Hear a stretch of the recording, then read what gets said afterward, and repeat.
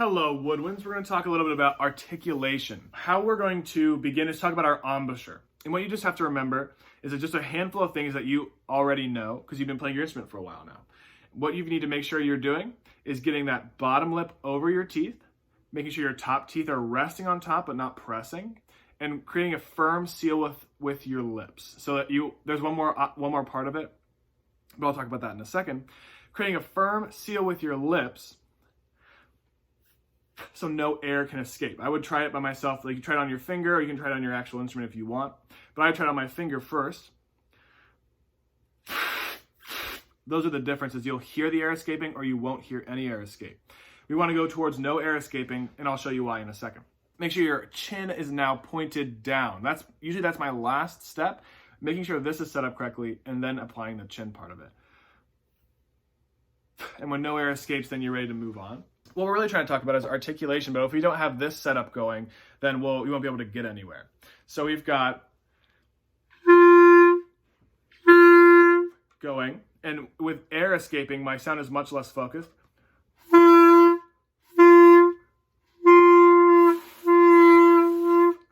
Okay, so that's what we're going to aim for, is a focused sound in terms of that. And once we have that set up, then we can talk a little bit about what we're doing with our tongue. So to start the sound, I start my tongue right on the reed and I breathe out air and then I let go. I build up a backlog of air and then blast it out. And what I think of is like if I'm saying the word ta, if you say ta, ta, you can feel, say it once, say it, ta. You can feel a backlog of air happen behind your tongue. So you'll actually feel ta, ta. Okay, and you can create an exaggerated version of it by holding it for a second. Ta, ta. And that's the kind of air you want to create behind the reed. Also, quick note is that we always say tip of the reed, but that doesn't mean that we tongue here. That means that we tongue here this way. Clarinets, your mouthpiece should go into your mouth at about 45-degree angle, somewhere around here.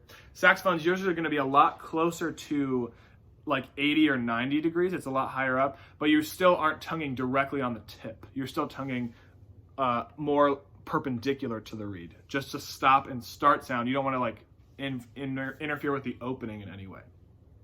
Okay, so we're gonna just try to aim for great sounds. Something you can do to try to get, what you want to do is get the most sound and the least tongue in the sound that you can possibly get. And something you can do to practice that is something called the sizzle. What you'll do is you'll blow air into your instrument. I just play it on like a concert F.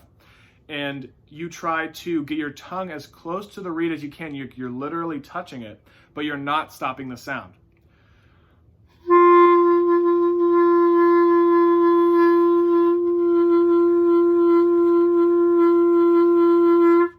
You're going to mute it a little bit because you're actually touching the reed.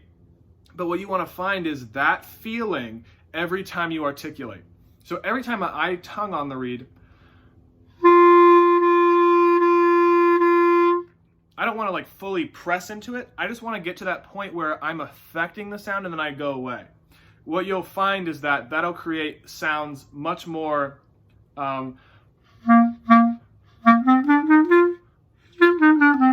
the only sound I can hear is the note, and I don't want to hear any tongue. I just want to hear beginning of note, end of note, middle of note.